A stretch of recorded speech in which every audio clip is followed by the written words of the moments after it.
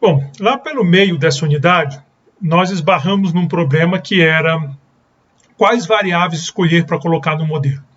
Daí eu apontei com vocês, nós discutimos o artigo do Sala e Martin, de 2 milhões de regressões, aí vimos uma ideia que ele colocou. E eu comentei que agora nós tínhamos métodos mais modernos.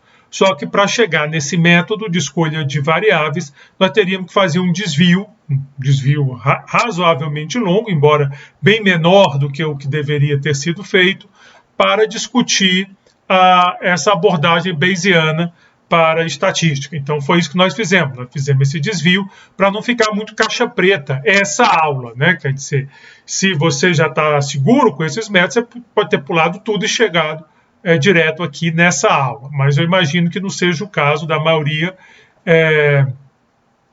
das pessoas que trabalham com economia, porque não é uma coisa, claro que vem crescendo, mas ainda não é tão explorada em cursos de economia. Então agora nós vamos chegar no que a gente queria, ou seja, nós vamos saber como escolher variáveis para o modelo usando toda aquela discussão que nós fizemos na parte teórica final e nas últimas aulas práticas. Para isso eu vou usar o pacote BMS, eu vou seguir aqui o guia do pacote, né? Vários pacotes do R tem isso, está aqui o endereço para quem estiver interessado. Para ver, o que eu vou seguir, é o texto. Eu segui lá nas aulas, então o material está lá, o material mais teórico, e aqui eu vou fazer só a parte de aplicação. Inicialmente claro, nós vamos chegar na parte de crescimento, do modelo lá das variáveis de crescimento, mas antes, para ficar intuitivo, eu vou trabalhar com uma outra base de dados que ele coloca, está disponível, quando você carrega o pacote, já vai ficar disponível esses dados, faz parte, ilustra o pacote, aliás, os de crescimento também. Então vamos lá. Esse dado é a atitude, vamos ver o que está dizendo. Ele basicamente está dando o nível de satisfação dos empregados de uma grande empresa, usando essas dimensões, complaints, privilege, learning, raises, critical e advance. Geralmente esses dados têm um help, acho que isso não vai ser exceção, então se você quiser ver cada uma das variáveis, o que está acontecendo, ele explica aqui. Então, complaints é o número de reclamações na companhia, privilégios é se ela permite privilégios especiais, a oportunidade de aprender, o learning, raises, aumentos com base em performance, critical se é muito crítico, e advanced, esse é advancement. E a variável que a gente está interessado é rating. Nós queremos saber o seguinte: se eu quiser fazer uma previsão do rating, de qual é a nota que se dá para essa empresa, a partir dessas respostas, como é que eu faria? Quais são as variáveis que devem entrar, quais não? Qual seria o melhor modelo para explicar essa variável rating? Aliás, quando você estiver trabalhando com esse pacote, é importante que a tua variável que você quer explicar seja sempre a primeira na lista de variáveis. Isso é importante, você tem que arrumar lá. Não é problema, é só botar lá o select, botar ela na frente, né? Se ela tivesse aqui no meio, select, ratings, vírgula, everything. E daí ficava na frente. Então isso é muito fácil de resolver, não é um problema. Por isso que a gente começa lá com a manipulação das bases de dados, para aprender, para não ficar aqui agoniado com essas coisas. Então vamos lá. Como tem 6 variáveis, né? 1, 2, 3, 4, 5, 6 variáveis explicativas, 2 elevado ao número de variáveis, são 64 modelos que nós vamos analisar. E é por isso que esse exemplo é legal, porque cá entre nós é pequenininho. À medida que eu vou botando mais variáveis, isso vai crescendo, né? E aí chega lá a números potencialmente imensos de regressões. A gente discutiu isso lá no Sala e Martin, ele acabou amarrando 3 para ficar menos, e ainda assim quase 2 milhões de regressão. Para aplicar o BMA, a função que nós usamos, o método de BMA, que nós discutimos na aula teórica, é essa BMS. Então essa é a principal função da aula de hoje. O help dela está aqui com as principais informações. Nós vamos discutindo à medida que for aparecendo, porque se entrar em cada um desses parâmetros, nós vamos ficar meio perdidos, entendeu? Mas lembrando que tem os mais importantes. Você tem a prior, esse G aqui, que é a prior para fazer as estimativas nas regressões. Esse M-prior é a prior de cada modelo. Lembra que aqui, além de fazer a regressão, que exige uma prior, nós já discutimos isso no vídeo passado, nós também temos que ter a prior para o modelo, porque aqui a questão é saber se aquele modelo, aquele conjunto de variáveis, né, vai entrar ou não no final do dia. Então, essas são as mais importantes. Eu estou colocando essa do modelo como uniforme, ou seja, eu não tenho a menor ideia de qual é o modelo, e aí, nessa altura do campeonato, já dá para perceber, quando você não tem a menor ideia, você vai para o uniforme. O G está usando aquela IP, que eu disse que era o padrão, e eu não vou mostrar as iterações, porque é a primeira vez que nós estamos usando, nós somos tímidos. À medida que os outros parâmetros vão aparecendo, nós vamos conversando sobre eles. Então, deixa eu rodar aqui, rodei. Eu tenho uma lista de 9, o resultado, está naquela lista ali. Vamos já falar sobre ele. Bom, eu registrei aqui, porque às vezes eu podia esquecer de dizer, que a primeira variável do data frame é a variável dependente, isso é importante, tem que arrumar os dados para isso acontecer, se for usar esse pacote. mPrior é a prior para os modelos, então é aquele, tem lá, se eu bem me lembro, era um P de mgamma, dados, e era uma coisa assim, que a gente usava lá para a probabilidade do modelo acontecer, dado aqueles parâmetros, aqueles dados do modelo de gama acontecer. E o G é aquele Zellner de prior, que é o para fazer as estimativas dos betas propriamente ditos. A primeira coisa que eu vou olhar são os coeficientes, e aí tem um monte de coisa dizendo. A primeira coluna é a mais interessante aqui para o nosso problema, ela é Posterior Inclusion Probability, por isso PIP. Basicamente, ela é a soma do Posterior Model Probability, onde a variável foi incluída. Então, você pega os modelos onde a variável foi incluída e vê qual é a soma dessas probabilidades do modelo, desses modelos. E, de certa forma, isso aqui está dando para a gente uma medida de qual essa variável é provável de estar num modelo. No caso de compliance, 99%, 99,9%. Ou seja, é uma variável que aparece, basicamente, se você for fazer uma modelagem aqui, é bom você botar essa variável, porque ela definitivamente é uma variável que deve estar presente, né? A probabilidade dela está lá, a probabilidade de incluir, a probabilidade posterior, porque tem aqui, né, Bayesian sempre tem esse negócio, mas então é a posterior, de incluir praticamente 100%. O que faz muito sentido, as reclamações que as pessoas fazem sobre a empresa deve estar muito relacionada à avaliação que a pessoa faz daquela empresa. Se parar para pensar, não é surpresa, por isso que é bom base de dados miudinhos e intuitivos. Learning, 40%, e aí vai caindo dessa maneira. Então, essa primeira coluna é a primeira que a gente olha, se quiser fazer a escolha de variáveis. Bom, a segunda coluna, post-mean, é a média do coeficiente em todas as regressões. Então, se você fizer, pegando todas as regressões, qual for o valor médio para o coeficiente em questão que nós encontramos? Aqui, por exemplo, é 0,68, 4. Então, esse é o beta estimado em todas as regressões, pegando a média. Se em alguma regressão essa variável não aparece, a média é zero. A média é zero. Então, esse é o claro-tudo ponderado. Essa é a segunda coluna. Post-SD é o posterior do desvio padrão. Então, a gente pode ter uma ideia, né, se o coeficiente está na margem ou não. Se você quiser fazer aqueles intervalos de credibilidade, pode fazer, porque é só adicionar desvio padrão. Por exemplo, aqui você vê que ele é positivo e é forte, porque o desvio padrão é 0,3, você bota 2 para cá, 2 para lá, continua positivo. Conde pós-Saing, essa daqui, ela é a probabilidade posterior, né? As legais são a posterior, de um coeficiente positivo condicional à inclusão em todos os modelos do sinal. Desculpa, agora me engasguei. A probabilidade posterior de um coeficiente positivo condicional à inclusão.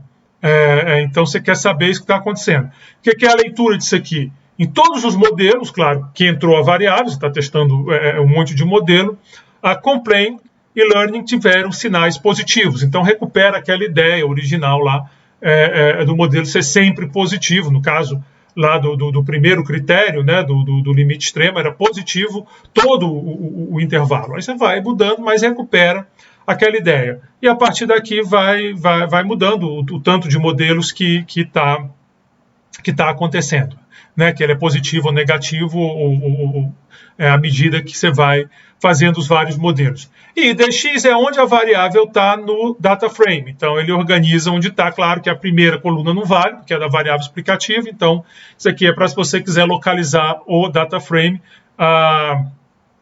onde está cada variável. Então, essa tabela aqui que você consegue, ela já dá uma boa ideia de quais são as variáveis que devem entrar. A princípio, as variáveis fortes aqui, complain e learning, mas complain bem mais forte do que as outras variáveis. Sigamos com a nossa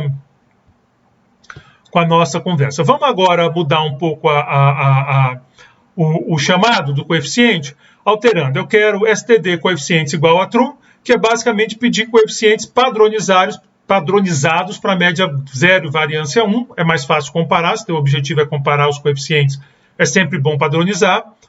O order by pip, o que está acontecendo é que aqui nós organizamos por pip, é o padrão, é PIP, né? O pip é o jeito abrasileirado. Incluir constante true. Então, são modificações que a gente pode fazer. Vamos rodar aqui. Vocês percebem que agora a ordem está por esse índice, pelo que aparece lá pelo que aparece na ordem das variáveis, e não mais pelo o PIP, que aqui é 99, 17, 40. Então, qual é o melhor? O melhor que você prefere é o que é fácil de usar. Nós também incluímos agora a constante. A constante ela tem alta probabilidade de aparecer, então são coisas que você pode fazer quando for analisar um modelo. Bom, nós podemos pedir mais informações. Praticamente toda função todo objeto no R permite esse summary. Nós já vimos isso, a gente vem trabalhando com isso há muito tempo. E aqui tem informações bem interessantes. Primeiro, o número médio de regressores, 2.11. Então, se você pegar o número médio de regressores que os modelos apresentam, 2.11. Esse burning tem a ver com o que você vai jogar fora. Depois nós vamos falar isso com mais cuidado. Nós rodamos 64 modelos, está aqui, 64 modelos que foram colocados, de 64 modelos possíveis, então nós andamos em 100% dos modelos. A prior que nós usamos, a model prior, então são algumas... depois nós vamos conversando mais sobre esses itens à medida que eles forem ficando relevantes para a nossa discussão. Bom, nós podemos perguntar também os modelos com as melhores performances, então Top Models BMA. Essa função me diz quais são os modelos com melhor performance. E aqui tem todos os modelos, ele vai me dando quais têm melhores performances. É ruim de ver, né, porque é modelo demais, a gente tem que melhorar isso, mas o melhor modelo foi o modelo 20. Ele é um modelo basicamente que roda com compliance. Então esse é o modelo que ele recomendaria. Se eu quiser botar só os 3 melhores, é só pedir só os 3 melhores, que é mais fácil de ver e de comparar. Como não é de surpresa nenhuma, se quiser o outro modelo, pega compliance, que é a mais importante, e learning, que também é importante. Aí nós vamos analisando modelo a modelo. A probabilidade aqui, o PMP, né, a probabilidade posterior do modelo está 29, por isso que ele é o mais provável, melhor nesse sentido de mais provável. Aqui é a fazenda exata, que é com cálculo, e aqui é com a simulação, que nós já discutimos essa intuição também em aulas anteriores. Bom, vamos aqui para os coeficientes. Então, em cada modelo, agora, em vez de colocar se a variável está ou não, aquele 1 e 0, eu estou colocando os coeficientes das variáveis. De novo, 0,73 no primeiro modelo, no segundo modelo, 0,620 e assim por diante. De novo, eu posso olhar só os modelos mais relevantes. E está aqui as variáveis que entram em cada uma dos modelos, das questões, né? Então, está aqui. Bom, tem agora eu vou aumentar isso aqui para não dar problema para a gente e não dar a confusão que já deu. Então, tem aqui você pode visualizar modelo, isso é sempre legal.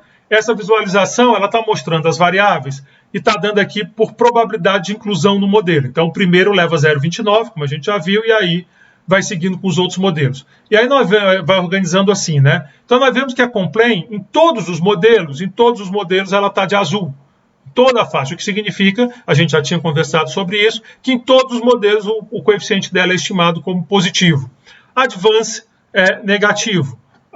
Privilégio é negativo. Raises muda de sinal e assim por diante. Então é uma maneira rápida da gente olhar o que está acontecendo com os nossos com os nossos modelos, né? Ele dá uma visão rápida. Bom, como eu já tinha dito aqui, a gente já tinha olhado isso. É importante só para a gente olhar o tamanho médio, quer dizer, na média aqui, qual for o tamanho médio desse modelo, é em torno de 10.11 variáveis, não quer dizer que ele é o melhor, só para dar uma ideia de média. E as priors também, a gente olha aqui. Se nós quisermos olhar o número médio de regressores, que é esse daqui, a gente pode pegar direto dos coeficientes também, mas é melhor olhar o summary, que é mais completo, mas está tudo aqui. Bom, essa questão do tamanho do modelo, ela pode ser, ela é uma questão interessante, porque no fundo a gente está preocupado exatamente com essas coisas, né? Qual é o nosso modelo, qual é o tamanho dele.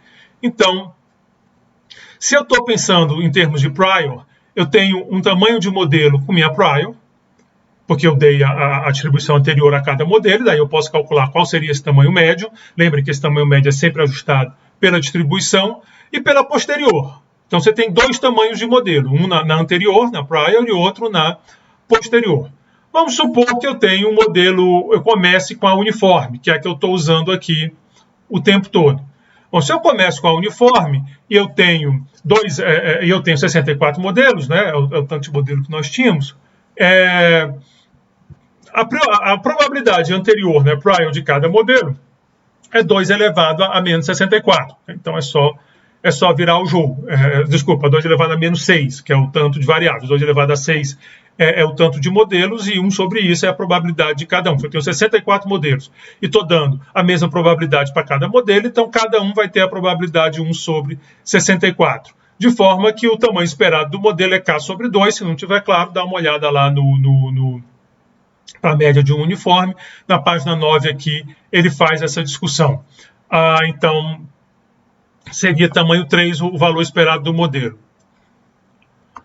Como existem mais modelos de tamanho 3 do que de tamanho 5, pela lógica, né, porque tem mais 3 variáveis para combinar do que 5 variáveis, de tamanho 6, por exemplo, só tem um, que é o modelo completo, a uniforme dá mais chances a modelo de tamanho 3, isso quer dizer mais peso à média. Eu posso olhar isso, eu posso observar esse fato, essa questão dos tamanhos, desculpa, não esse fato, essa questão do tamanho. Ele tem esse gráfico, Plot Model Size, que permite a gente ver o tamanho do modelo com a prior, 6 sobre 2, conforme previsto, e com a posterior, que é aquele 2.11, está aqui pertinho do 2. Então você pode comparar esse tamanho do modelo. Por que fazer essa discussão? Para provocar uma discussão melhor sobre essas priors. A gente partiu desse princípio de dar tudo igual, uniforme, que é um princípio bacana quando você está muito perdido. Mas tem outros tipos de prior, por exemplo, usando uma binomial. Aqui a probabilidade de um modelo de tamanho KJ, PMJ, vai ser θ elevado a KJ, 1 menos θ, K1 menos KJ. Então, se eu quiser a probabilidade de um modelo daquele tamanho, eu só faço essa conta. Então, eu tenho θ, que vai ser a probabilidade, a prior dos regressores, e tamanho esperado do modelo é θ vezes K. É θ vezes K. Imponha θ tal que o tamanho do modelo seja 2. E aí eu estou olhando para rodando o modelo de novo. E agora apareceu mPrior Fixed, que é a que eu estou usando agora para o modelo, com tamanho 2. Então, é exatamente isso que ele vai forçar. O user int é porque à medida que for rodando a função, vai jogando para a gente os resultados. Ficou muito apertadinho, mas não tem problema. Você vê aqui que na prior o tamanho do modelo é 2, onde está maior. Na posterior ficou em torno de 1. Ficou bem ruizinho de ver isso. Deixa eu botar aqui esse Plot Model Size ATT Fixed, só para... Porque esses gráficos duplos aqui no notebook ficam pequenininho demais. Bom, aqui está bom vendo o que acontece. Então você vê que mudou o tamanho do modelo da posterior, a prior. Isso quer dizer o seguinte, prior importa.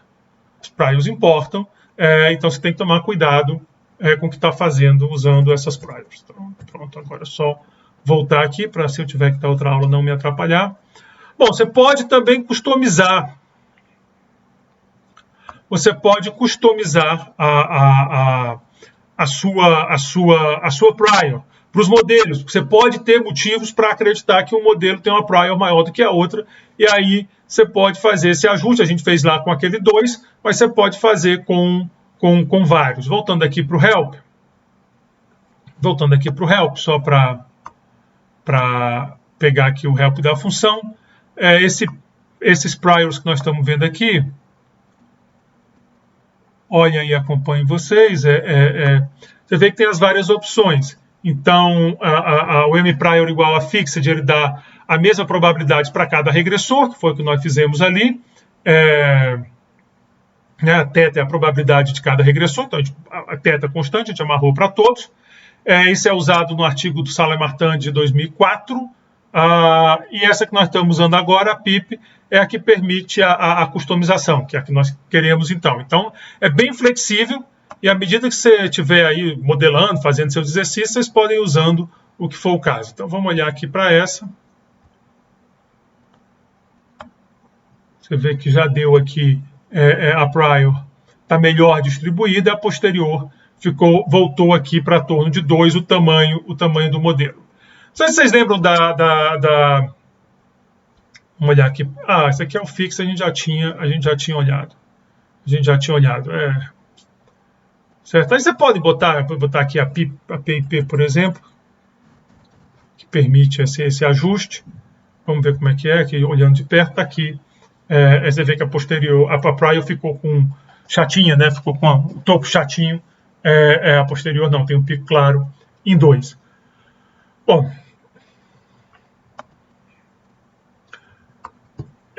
quando você tem vamos falar agora de mais, vamos continuar com essa discussão de prior. Quando você tem uniforme ou uma prior uniforme ou binomial, essa prior, lembre, não é para os regressores. Quem dá os regressores é o G, é para a inclusão do modelo. A distribuição do tamanho do modelo fica concentrada em torno da moda. Isso está em Lei Steele 2009. Quer dizer, a Lei Steele 2009, vamos dizer o seguinte, eles observam que, para refletir a incerteza anterior sobre o tamanho do modelo, deve-se preferir uma prior menos concentrada em torno do tamanho do modelo. Então, mesmo com a uniforme, que dá mesmo, mas você vê que o tamanho, exatamente porque tem mais de um tamanho do que o outro, acaba concentrando naquela média. Então, você tem a ideia de fazer uma hiperprior, digamos assim, que é fazer uma binomial, só que o θ agora, você faz uma distribuição beta, nós discutimos isso nas aulas práticas anteriores, em cima do θ. De novo, não se pressionem muito aqui, aqui é só para mostrar a flexibilidade, supondo que alguns de vocês possa querer trabalhar com esse tipo de coisa, né? E vocês vão ter que aprofundar, obviamente, mas é só para mostrar como é bem flexível. Eu estou seguindo o tutorial dele, e ele quer mostrar o pacote, o poder do pacote dele, e para a gente fica legal como esse exemplo todo. Então, vamos fazer aqui a beta binomial, com a prior K sobre 2, que no caso é 3, K é 6, lembrem disso. Então, eu vou botar mPrior random, mPrior size é 3, tá aqui então. Se eu for para o plot model size, você vê que a prior ficou igual para todos os modelos, para todos os tamanhos, desculpa, não todos os modelos, né, para todos os tamanhos de modelo ficaram com a mesma prior. Então, se você não quiser puxar para lado nenhum, essa é uma boa estratégia. Então, você não está dando a priori, você não está jogando para nenhum tamanho. Essa prior está dizendo quanto você está jogando a priori para cada modelo, né? Então, dependendo dessa curvinha, por exemplo, aqui eu estou dando mais probabilidade de um modelo com 2 variáveis e assim por diante. Então, você tem essa alternativa para você ficar completamente, digamos assim, sem interferir. Olha, eu botei igual para todos os tamanhos de modelo, não necessariamente para todos os modelos. Aí é uniforme, se você quiser para todos os modelos. Aqui é todos os tamanhos. Lembrem sempre, tem vários modelos com uma variável. Tem só com complain, só com learning. Cada disso é um modelo. Aí com 2 variáveis, tem complain e learning, tem complain e privileges, e vai fazendo essas combinações. Então, a variável, né, aquela coluna lá, os modelos são todas as possíveis combinações que vão gerando os diversos modelos. Bom, nós podemos comparar os modelos, é sempre bom comparar modelos. Então, aqui tem essa função plotcomp, ela permite fazer isso. Então aqui eu estou colocando cada um dos nomes, né, do modelo que eu quero dar. O que mudou foi essa prior dos modelos, e aí eu junto tudo e tiro a minha variávelzinha legal com as probabilidades de cada variável. Você vê que em todas as especificações que nós fizemos, a complaints ela fica lá em cima e depois learning, e aí vai diminuindo. Então é um padrão bem robusto, bem forte. Bom, vamos falar agora desses MCM samplers. A questão é a seguinte: você tem 6 variáveis, são 64 modelos. Com 64 modelos, é fácil olhar modelo a modelo e ver o que está acontecendo. Ou seja, é fácil visitar 100% dos modelos, porque para um computador, esse computador mesmo, esse meu notebook aqui, que não mas você vê que está tudo acontecendo muito rápido. Então ele vai de modelo em modelo e faz as análises. Mas suponha que eu tenho 25 variáveis. Agora pegou. Agora eu tenho 33.554.432 modelos. Aí pega. Mais 25, e se eu tiver 50, lembrando, o Salai Martin tinha 60 e tantos, ia dar não sei quantos, aí ele prendeu 3 para diminuir,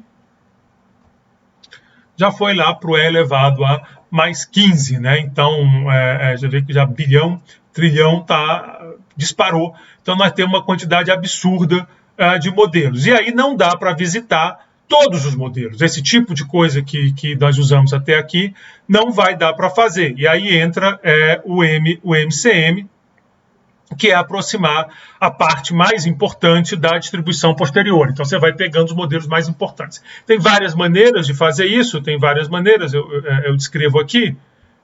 Então vamos já chegar lá. Para fazer essa discussão, agora vamos falar de crescimento econômico, que é o que nos interessa, e a razão de eu ter escolhido esse pacote, porque o guia dele já puxa para o lado de crescimento econômico. Então, Fernandes et al., 2001b, o artigo está com vocês, caso vocês queiram dar uma olhada no artigo, ele vai usar 41 variáveis. Então, com 41 variáveis, está aí na casa de E elevado a 12, né, de 10 elevado a 12, o tamanho de modelos. Definitivamente não dá para ir de modelo a modelo. Ele botou uma uniforme model prior, isso faz um certo sentido, e o MCM sampler, que ainda vamos definir, ele chamou esse birth def. Aqui está errado, é brief def que está aqui, né, mas aí foi eu que digitei errado. Birth def. Nasceu, morreu.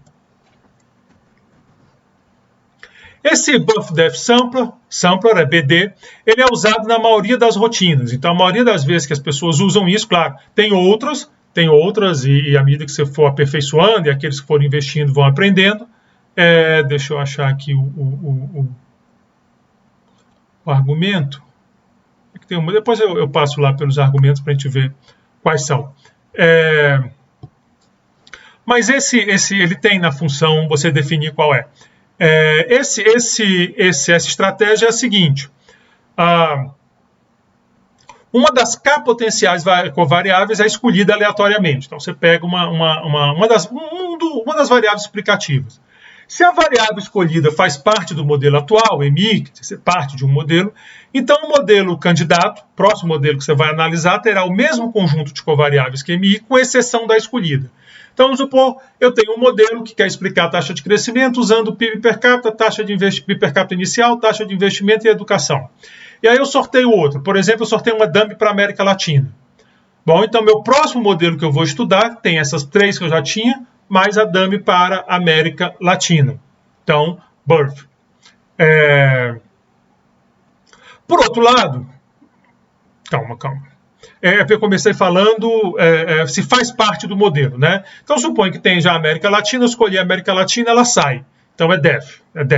Mas aí, se não tiver no modelo, você inclui no modelo. Então, é o birth. Então, a jogada é essa. Se a variável que você pegou está no modelo que você está olhando, tira, e o próximo modelo é o modelo sem ela. Se não está, coloca, e o próximo modelo é o modelo com ela. Veja que você não vai passar por todos os modelos, mas você vai passar por um bocado de modelos usando isso. O G que ele usou, G, lembrem, aí estava usando o IP, o G é aquele parâmetro que especifica a regressão. Ele usa esse BRIC, que também é uma opção que está lá, que é dado pelo máximo de N e K ao quadrado. Então, esse é o G dele. No artigo, ele faz 200 milhões de iterações. Então, ele faz lá o exercício 200 milhões de vezes e queima uma porção. Queima é que normalmente as primeiras nós vamos querer tirar. Vai já ficar claro porque nós vamos querer tirar as primeiras quando eu fizer os gráficos. Mas isso, se eu fosse fazer aqui, não ia dar certo. Ia ficar muito tempo, então é uma aula. Ele mesmo lá no tutorial dele sugere fazer 100 mil iterações com 50 mil burn-ins. Então nós vamos fazer 100 mil iterações e queimar as 50 mil primeiras. Então vamos puxar aqui o dado. Esse dado é esse data FLS. Deixa eu chamar aqui o dado. Então está aqui o dado, é esse daqui, vamos dar uma olhadinha nele. Então está aqui a minha variável de interesse, que é a taxa de crescimento, ele está chamando de Y, mas é a taxa de crescimento, e as variáveis, então a latitude, todas as variáveis várias daquelas variáveis que a gente já discutiu durante o curso, né, durante essa unidade, inclusive. Então tem a latitude, se é colônia espanhola, francesa ou britânica, se teve guerra, se faz parte da América Latina, Subsaara, religiões, medida de rule of law, work pop, população trabalhadora, força de trabalho, e aí você vai olhando, matrícula em high school, gasto público com educação, e aí você vai olhando um monte de variável que a gente pode imaginar, investimento, né, investimento em máquinas e equipamentos. Isso é um monte de variável que nós vamos pensando, e durante o curso nós vamos ver várias, né, que podem aparecer no modelo. Aqui você está querendo fazer essa escolha, não por tua conta de alguma teoria que você use, mas pelos métodos estatísticos. Então você botou as liberdades civis, as variáveis que você acha que pode caber no modelo, você bota aqui anos que a economia ficou aberta, o tipo da organização da economia, você bota aqui e vai embora. Se quiser entrar nos detalhes, data FLS, e aí tem aqui explicando direitinho cada uma das variáveis, né? Então é só olhar aqui e ver o que está acontecendo. Todas as variáveis estão aqui explicadas, né? Exportação de bens primários em 70, a fração de protestantes. Geralmente a ideia do exercício é essa, é botar um monte de coisa e ver no que dá. Então, esse é o modelo. Eu acho que eu não rodei o modelo ainda, não, só apresentei os dados. FLS1, então com esse burn de 50 mil, as iterações, como nós falamos, 100 mil. O G é o BRIC, que eu já expliquei aqui qual é. A prior inicial é a uniforme, que é a que ele usa. O número de modelos que nós vamos olhar, 2.000, é bem menos, né? O total de modelos a gente viu que era aquele número absurdo, mas nós vamos olhar para isso. O MC, que eu falei que era o argumento para dar o método, é esse BD. Tem outros, vocês podem ver os outros lá. E a interface eu estou pedindo para não mostrar. Vamos lá, agora demora mais um pouquinho, porque nós estamos fazendo 100 mil, né? O negócio pegou. Bom, fizemos os 100 mil, mas você vê que ainda assim é rápido, né? Aconteceu tranquilo. Vamos olhar agora o resumo. De novo, que é importante, números médios de regressores, desculpa, o tamanho médio do modelo, digamos assim, em torno de 10,4 variáveis, que são as que entraram. O tempo que foi preciso fazer, 6 e poucos segundos. O número de modelos que foram visitados, 26.324, daquele total gigante de modelos. Aqui é o percentual de modelos visitados. E aqui é o total de modelos, né, a quantidade de modelos. E aí tem coisas importantes. Vamos falar agora de uma, que é esse Corp-MP, que nós não tínhamos, que apareceu agora. Corp-MP, ele vai me dar a correlação entre as iterações, que é o número de vezes que o modelo foi escolhido, e a PMP, que é a marginal, a probabilidade de entrada do modelo. Qual é aqui? E aqui nós estamos fizemos para 2.000 modelos, né, que é esse model aqui. Então, para 2.000 modelos, nós calculamos analiticamente a PMP. Até então a gente estava tranquilo, porque era 64 modelos, era fácil de fazer. Agora 2.000 foi o que nós botamos, do espaço aí de 2,2 elevado a 12. Então, a gente pegou só uma amostra. O que a gente está pensando é o seguinte: se eu tenho um monte de modelo, quantos modelos visitados? 26.324. Se eu tenho esse monte de modelos, a ideia é que o número de vezes que esse modelo aparece tem que estar relacionado à probabilidade posterior desse modelo estar contemplado, né? De inclusão do modelo. Pegar a ideia, o que eu estou dizendo é o seguinte: se eu tenho bolas de cores diferentes, e eu estou tirando bolas de uma amostra gigante, se vocês quiserem sem reposição, mas fica bom mais fácil, aqui eu fiz uma gigante exatamente por isso.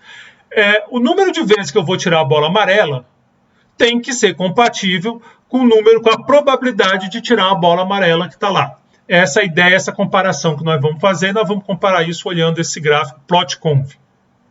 Se vocês perceberem, o vermelhinho é o exato, ele está funcionando assim. E nós pegamos 2.000, né, nós organizamos, e o azulzinho é o que você está retirando. Funciona, né? Você vê que eles caem mais ou menos junto, eles estão andando bem. Isso quer dizer que teve uma boa convergência desse método de simulação. E aí que entra esse core PMP. Ele é alto, ele é perto de 1, que mostra essa boa convergência. Bom, vamos dar uma olhada agora, fazer o mesmo exercício, pegando só os 100 melhores modelos que são os de interesse. A gente não vai querer olhar 20 mil e tantos modelos. 100 modelos já dá um bocado de modelo, então se quiser fazer isso, daí dá para entender melhor o que está acontecendo, os altos e baixos, mas dá para ver que tem um padrão aqui que se aproxima. Nós podemos querer olhar agora a probabilidade, a PMP, né, a probabilidade dos modelos, e aqui eu tenho dos 5 melhores, estão aqui. Não se assustem que o número é baixo, tem que ser, nós estamos visitando um monte de modelo, então não dava para ser muito alto. Não é o PIP lá, que é de entrar variável, que é do modelo, aquela probabilidade do modelo marginal posterior, né? É o PMP. O importante aqui é ver como eles ficaram parecidos. 0.010, 0.011, 0.009, 008. Está mais ou menos perto, que é essa ideia de convergência. Isso é uma análise importante para a gente saber se nosso método lá realmente está conversando com o que se esperava. Importância dos melhores modelos, daqueles 2.000 em relação à massa de modelo, é 42%. Então, é da massa, sem ponderar por importância, né? Então, eu peguei uma boa representatividade. Bom, pegando agora os coeficientes, eu tenho aquelas probabilidades usando o Monte Carlo, usando, né, a técnica do Monte Carlo, o GDP inicial lá em cima, a probabilidade dele 0,99, muito alto. Ser Confucian, né, religião, deu lá em cima. Expectativa de vida é uma variável que você deveria incluir no modelo. Investimento e equipamento, dessas de política econômica foi a que apareceu aí entre as 5. A Sub-Saara também entrou com sinais negativos aqui, também conforme esperado, né, GDP ser negativo e Sub-Saara negativo. Já fala que a gente pode fazer a distribuição, isso aqui é Bayesiano, né? A gente não faz aqueles testes T, mas é muito melhor, porque a gente pode calcular as probabilidades se quiser e tudo. Aqui eu estou pegando as 10 primeiras variáveis. Aqui eu estou pegando, em vez de pegar só as 5, eu peguei 10. Nós vamos aí vendo quem mais aparece, abertura, anos que a economia ficou aberta, esse mining, e aí por diante. Se você quiser aprofundar, dá uma olhada lá naquele help, para ir vendo quem são essas variáveis e pegando aí um feeling de crescimento econômico, né? Se eu quiser dar uma olhada no analítico, lembra que eu só calculei para 2.000 modelos, eu também posso. E está aqui, você vê que ficou bem perto, né? GDP 60. Vamos pegar 5 contra 5, para não ficar difícil de ver. GDP 60, Confucian, aqui o equipe Inv trocou com Life Expert e Sub-Saara, mas são as 5 mesmas variáveis, então a análise aparentemente é bem confiável. Eu posso pegar os piores, agora são as piores variáveis, que tem o pior desempenho. Então tá aí. Public Edu PCT ficou lá embaixo, não me culpe. E ficou também muito parecido, né? Ficou muito parecido, menos do que o outro, mas muito parecidos. O PIP aqui tende a ser menor no analítico. Isso acontece porque os analíticos não consideram os modelos ruins, que incluem uma opção de variável ruim. Então é por isso que está acontecendo essa diferença, ela é esperada. Bom, e aí tem outras técnicas para você fazer essa mesma simulação. Aqui agora o que nós vamos fazer é usar esse heavy jump, que é outra fórmula de fazer o MCMC, e começar com um modelo que tem apenas a constante. Então, usando essa técnica, a gente pode fazer de novo um modelo, outro modelinho. Então, vai variando isso, e aí demora um pouquinho, né? Sempre demora um pouquinho, mas está aqui o modelo. Você vê que o Core PRP ficou um pouquinho pior, mas ainda assim é um número razoável. Você pode, eventualmente, combinar os modelos para tentar conseguir uma coisa mais robusta ainda. Então, para você não ficar muito dependente de uma modelagem só, você pode fazer simples, né? Só montar o vetor, né? O C, com os dois modelos. E o que vai acontecer agora? Você vê que ficou muito boa, melhorou o Core BMP. Ficou melhor. Vamos ver aqui o do... Calma, vamos ver aqui o do primeiro, que era o melhor. 92. Você vê que o do combinado 94 que é melhor do que qualquer um dos dois modelos isoladamente. Então, às vezes é uma boa ideia fazer essas combinações de modelo. Então, estava anotado, eu fui ver de bobo, porque eu tinha anotado exatamente para não deixar passar. Então, a combinação leva a um Core PMP maior do que nos dois modelos isolados. Você pode fazer outras formulações do G. Até aqui a gente trabalhou com uma só. Então, a gente pode começar... Quando o valor do G é baixo, você tem uma distribuição próxima da média, então a prior vai ficando mais importante. E aí tem Fernandes et al. 2001, que ele vai fazer a seguinte observação. Você tem um G prior para minimizar o impacto nos resultados, e fica perto dos coeficientes de mínimos quadrados, que a gente teria feito normal, e representa um absolute lag, que você não tem conhecimento a priori. E aí Ciccone e Jaronski, 2010, ele vai dizer que esse large G, o G largo, pode não ser robusto a ruídos e tem o risco de overfitting, que é um problema que sempre aparece em regressão. Então, você tem essa discussão de qual é o G melhor. Vamos olhar o que está acontecendo aqui no modelo, fazendo esse aqui com G igual a 5. De novo, nós discutimos isso lá na aula teórica. Opa, deixa eu só chamar aqui o modelo. Esperem um pouquinho. Ele está fazendo um monte de coisa aqui, né? Vamos chamar os coeficientes. Mas também é bem robusto aquele grupo de variáveis, né? GDP, Confucian, LifeX, equipe investimento e tal. Vamos chamar aqui Maria, aqui você está vendo que deu baixa, né? Com esse G igual a 5 aqui, não ficou legal, a convergência não ficou boa. E aí é legal dar uma olhada nele só para a gente visualizar. Vocês veem, ó, como é que ficou esquisito. Não tem aquele padrão que tinha as outras figurinhas que aproximava. Ó, aqui aproxima, né? Aqui não. Ele tá fora da curva, então isso mostra a convergência ruim. Bom, e aí você tem mais outra especificação, agora com essa estrutura de G. Se você quiser dar uma olhada na especificação direitinho, assim, é bom olhar para não acabar não me atrapalhando e falando bobagem. Tá aqui todos os Gs. GBRI, que é o Fernando de Lei 2001, EBL,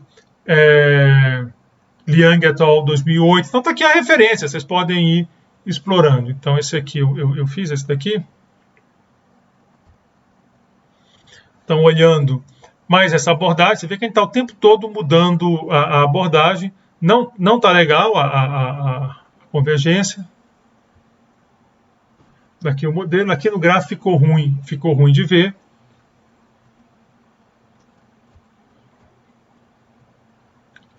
não deu convergência. Saleh-Martin 2004, ele faz uma outra proposta, e aí tem uma outra estrutura de modelo. Para cada uma vai dando os resultados. Mas aqui todos os resultados. Melhorou a correlação, mas ainda não é tão boa quanto aquele. Então, vocês viram que é flexível. Vocês podem fazer os exercícios, podem fazer um bem básico. À medida que vocês forem lendo a literatura e se interessando pelo método ou outro, vocês vão adaptando para os trabalhos que vocês possam querer fazer. Ou então, vocês pelo menos vão entendendo a literatura quando for lendo, o que está acontecendo, qual é a discussão. Como é comum exercício nessa abordagem bayesiana, a gente já discutiu isso, você pode dar uma olhada na densidade completa dos parâmetros. Você não precisa ficar restrito. Então, aqui está, deixa eu aumentar um pouquinho o gráfico para a gente ver melhor.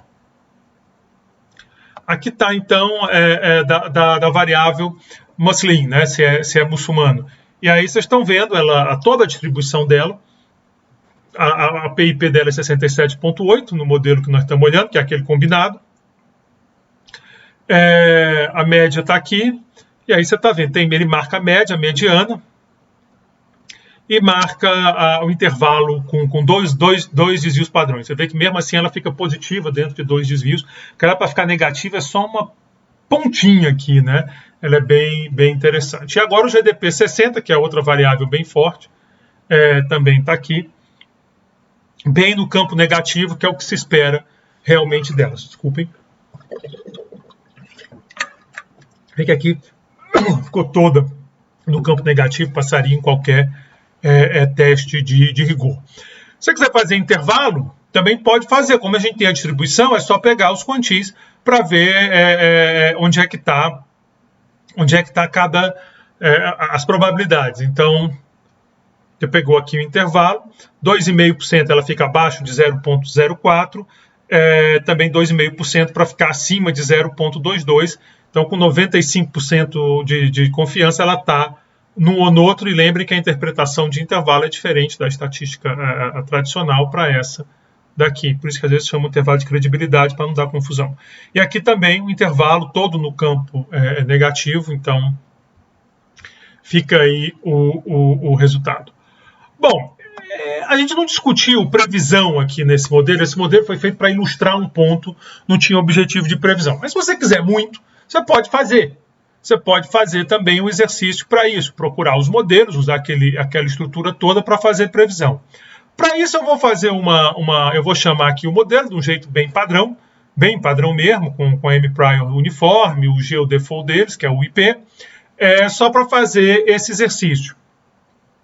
Eu vou fazer dos 2 últimos países da amostra, né? Está aqui minha amostra, porque é mais fácil tirar. Depois eu faço mais um para o Brasil, só para a gente se divertir um pouco. Então, são os 2 últimos países, pela simples razão que é mais fácil tirar. Porque, obviamente, se você quiser fazer a previsão para esses países, você não pode colocar o país na tua estimação, senão trapaça, né? Então, eu quero prever o crescimento desses 2 países. Eu estou olhando aqui qual foi. Eu tiro da amostra. Por isso que eu estou pegando 1 a 70. O 71 e o 72 estão fora. Esses países são Zâmbia, que é o ZM, Zimbábue, que é o ZW. Eu confesso que eu tenho uma certa dificuldade quando é com 2 dígitos o código. Eu trabalho sempre com 3, então 2 é por isso que eu preferi confirmar e anotar qual é. E aí eu vou usar o Pred Density para fazer a previsão usando o dado. Aí sim o dado que interessa, que é o 71 e 72. Então eu primeiro estimo sem o dado, sem os países que eu quero analisar, que eu quero fazer a previsão, e depois eu uso esse Pred Density com o nome do modelo e um novo data frame, new data, é o mesmo padrão da predição normal no R, que é basicamente as informações que você tirou. Então você bota de volta. Então vamos fazer esse exercício. Volto a dizer, não esperem boas previsões, esse não é um modelo desenhado para isso, esse é um modelo desenhado para ilustrar aqui o método. Aqui é só para quem sabe no futuro você queira fazer e aí você provavelmente tem uma ideia de como é que funciona. Você vai dizer, eu lembro que o Heller falou alguma coisa disso, não estou tão perdido, pega lá o arquivo da aula e sai fazendo tua pesquisa para ver o que acontece e tal, vai aprofundando. Rodei o modelo rodou, agora eu estou calculando esse P-dens, que são essas densidades, é uma lista, não vou abrir elemento por elemento. O objeto aí, o P-dens, ele tem a distribuição, desculpa eu ter posto em inglês, mas é porque eu já tinha dado essa aula em outra turma e lá eu não tinha traduzido, e aí eu tive que ajustar no semestre anterior, e aí eu traduzi uma parte, mas o finzinho eu acabei esquecendo. O P-dens, ele tem a distribuição dos dois países condicional a que nós sabemos dos outros países. Então eu peguei toda a informação dos outros países para tentar pegar e as variáveis explicativas que nós temos para Zâmbia e Zimbábue.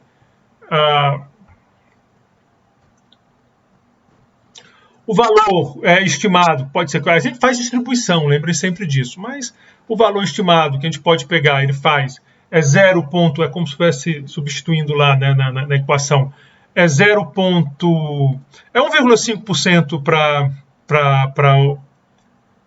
para Zâmbia, né? E 0,03% para o Zimbábue. Então, são valores bem baixos. Nós podemos olhar a densidade, se nós quisermos. Então, está aqui a densidade do parâmetro do estimado, da previsão. E lembre que, geralmente, esses métodos bayesianos são legais para olhar isso. Então, está aqui conforme colocamos, e podemos fazer também para o Zimbábue. Então, está aqui a do Zimbábue, está aqui toda a densidade. Podemos fazer intervalo de confiança, sempre dá para fazer, é só fazer os quantis. Então, aqui os intervalos de confiança. O do Zimbábue chega a entrar no negativo. Podemos olhar aqui o quanto foi, só para a gente divertir um pouco. Eu vejo que na Zâmbia, que deu o Y negativo, não entrou no intervalo. E no Zimbábue, que deu negativo, ele não entrava. Então, é ruim mesmo a previsão, isso não é um modelo de previsão. Mas você pode ver aqui o de fato, né, nós temos, e comparar com os intervalos e com o valor que eu peguei. Bom, e também pode pegar fazer essa comparação com o gráfico. Então é só pegar os valores, peguei aqui os valores, e colocar na densidade. Então você vê que ficou fora, né? Para a Zâmbia, como eu tinha dito, ficou fora. Está fora do intervalo. O intervalo vem daqui até aqui, ou seja, esse modelo não é muito bom.